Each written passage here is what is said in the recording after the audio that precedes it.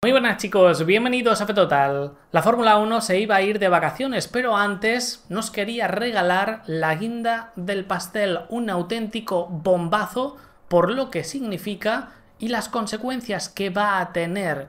Parecía un eterno sí pero no que se convierte en realidad.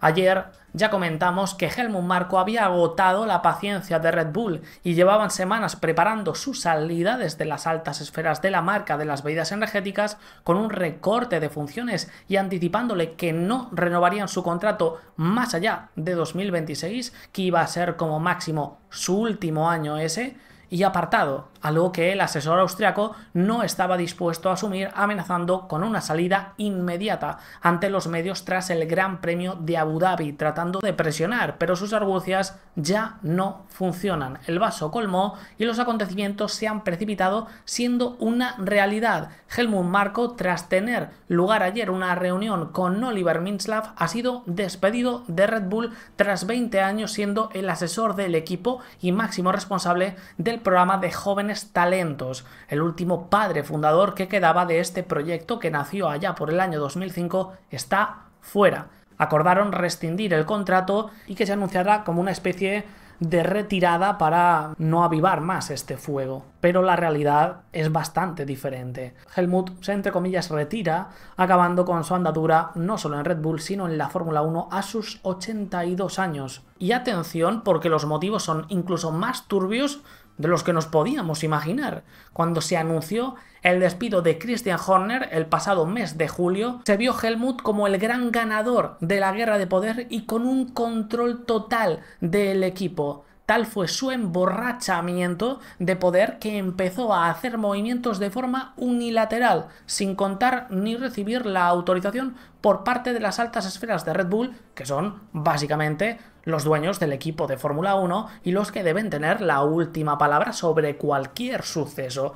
Es lógico. Pues para Helmut no lo era, con Oliver Mintzlaff, que es el CEO de los proyectos corporativos de Red Bull y el que está encargado del equipo de Fórmula 1, que tiene que rendir cuentas ante los propietarios Mark Mateschitz, la parte austriaca, y la familia Jovica, la parte tailandesa. Estas tres particiones son la cúpula de Red Bull que controla el equipo de Fórmula 1 y Helmut Marko, endiosado, se creyó por encima del bien y del mal. Al parecer, el pasado verano fichó a Armin Lindblad para Racing Bulls, firmando un contrato por iniciativa propia, a pesar de que internamente Red Bull no había tomado ninguna decisión, atando de pies y manos a la cúpula. Ya sí o sí, Armin iba a debutar desde ese momento en 2026 en la Fórmula 1 con Racing Bulls, independientemente de lo que sucediera. Como os podéis imaginar, cuando estos se enteraron del movimiento de Helmut, se lo criticaron y recriminaron, pero ya era tarde, algo que restringió el poder de elección, de decisión, de negociación de Red Bull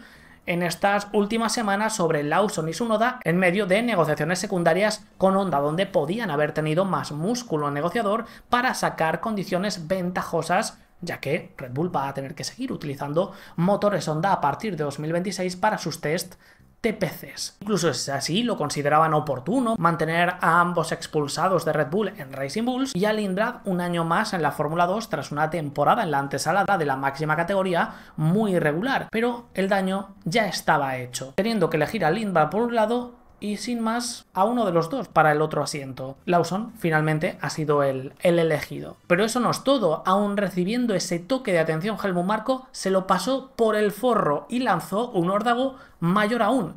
Loren Mekies y Mintzlaff, con el beneplácito de los propietarios, habían decidido que Alex Dan, un piloto muy del estilo Red Bull, que ama a Helmut Marko, agresivo, rápido, con carácter, algo alocado, un diamante en bruto, no sería una opción para el programa de jóvenes pilotos de Red Bull. Loren Mekies y Mintzlaff fueron tajantes al respecto, quedaba descartado.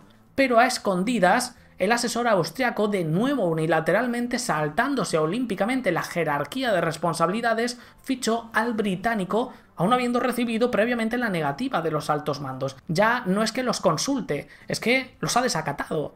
Ese fue el lapso de tiempo cuando públicamente conocimos que Alex Dan había dejado el programa de jóvenes pilotos de McLaren y se rumoreó muy fuertemente su recalada en Red Bull. Y no era un rumor, era una realidad, se estaba cociendo entre bambalinas, pero la dirección de Red Bull al conocer el fichaje, al conocer las acciones de Helmut Marko, reaccionó con furia y se ordenó inmediatamente al asesor rescindir ese contrato, obligándoles a indemnizar a Alex con cientos de miles de euros por romper ese contrato y a McLaren como compensación por romper el que también le unía a su programa de jóvenes pilotos, tirando todo ese dinero por el sumidero y condicionando el futuro de Alex Dan. Ahora Alex estaría cerca de fichar por Alpine para su programa después de este rocambolesco episodio. Pero éramos pocos y parió la abuela. Informa Planet F1 que en el Gran Premio de Singapur el comportamiento de Helmut Marko de forma interna fue inaceptable, llevando a la indignación de la familia Jovica, que estaba allí presente para disfrutar de la carrera y de su equipo. Y la gota que ha terminado de colmar el vaso es el escándalo que Helmut Marko montó tras el Gran Premio de Qatar, acusando sin pudor a Kimi Antonelli de dejarse pasar por Lando Norris, que desató el abuso sobre el piloto italiano en redes sociales y manchó de nuevo la imagen de la marca en una de sus habituales subidas de tono que Red Bull ha tolerado en un pasado, pero que ya no está dispuesto a hacerlo más.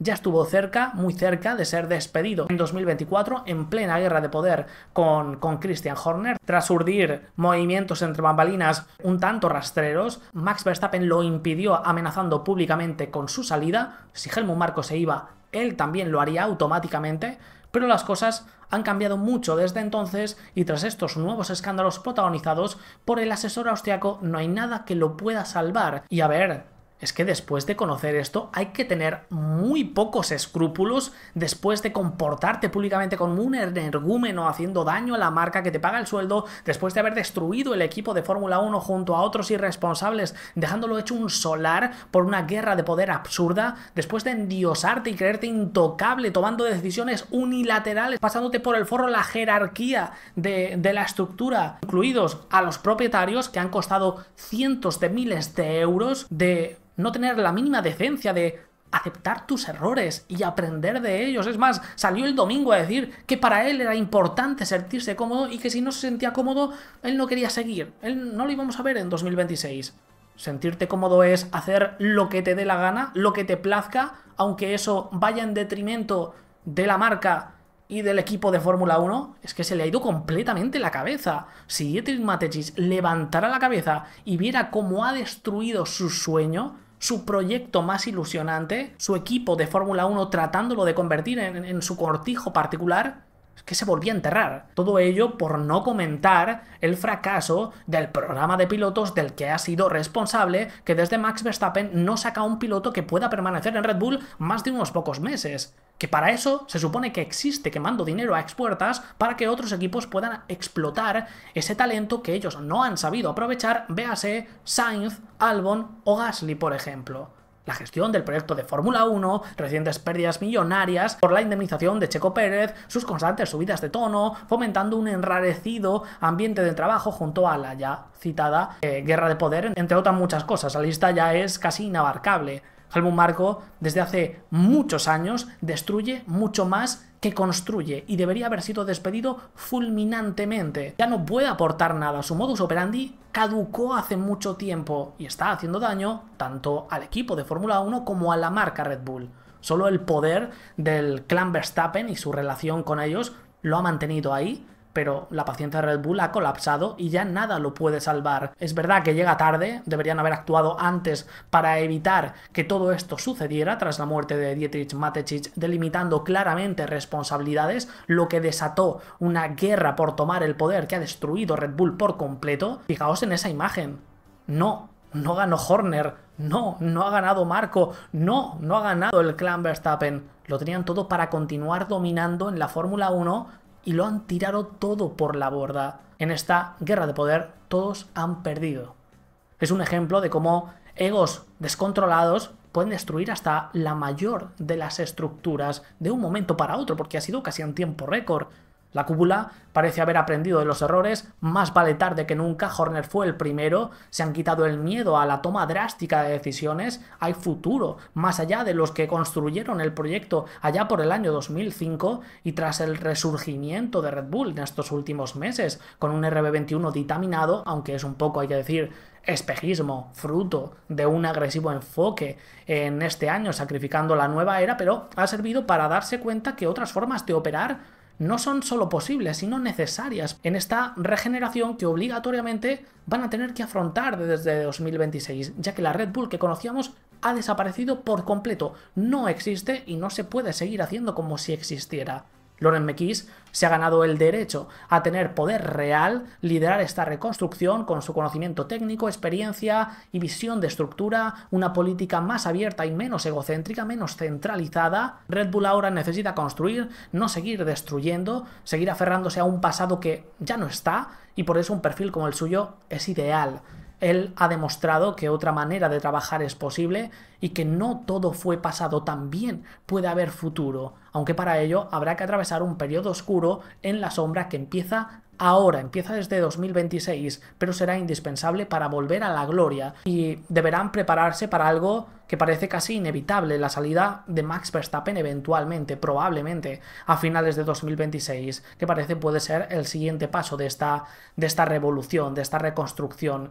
Todo este terremoto interno tiene claros ganadores. Para mí Red Bull se quita un ancla muy grande de las ruedas, lo necesitaba. Laurent Mekies, que podrá disponer de un poder real para implementar una visión que ya se ha dejado intuir estos meses y que me gusta mucho para el periodo que va a tener que afrontar Red Bull. Isaac Hadjar, ya que esta revolución tendrá consecuencias en la operativa de Red Bull, siendo desde 2026 muy probablemente menos focalizada en un solo individuo, ya que para lo bueno y lo malo, la Red Bull que conocíamos ha muerto definitivamente. Inicia una nueva era técnica, deportiva y políticamente en el equipo de las bebidas energéticas. Sea dura al inicio, pero ahora sí hay más esperanza de cara al futuro. Dejadme en los comentarios qué opináis, suscribíos, dejad vuestro like y nos vemos en el próximo vídeo, chicos. Hasta luego.